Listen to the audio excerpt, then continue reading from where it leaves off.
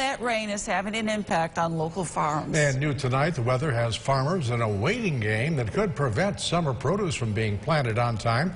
News Channel 9's Josh Martin went out to Reeves Farms in Baldwinsville to see how it's handling the rain.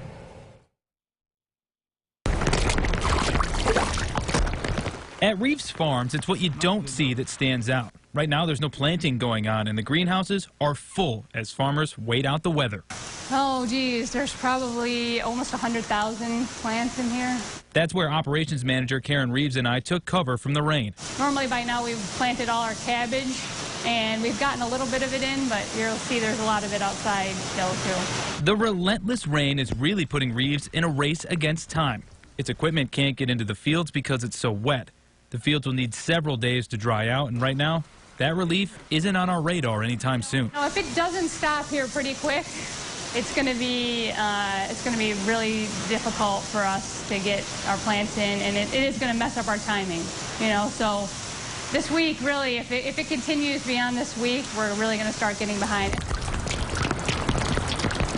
In the meantime, thousands of plants wait on trucks out in the rain and indoors.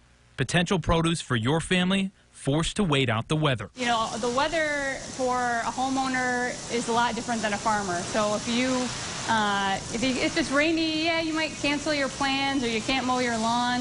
But for us, it totally can change our whole plan for the summer, and it can really affect your livelihood if it goes on too long. Another concern with all this rain is disease the moisture can bring to the plants. Fungus, molds, and others developed on different types of crops. If and when those plants get in the ground, that'll be something farmers will be on the lookout for. Rod? Josh, thanks. And Reeves Farms is hopeful that strawberry picking, scheduled to start next month, will still be on time.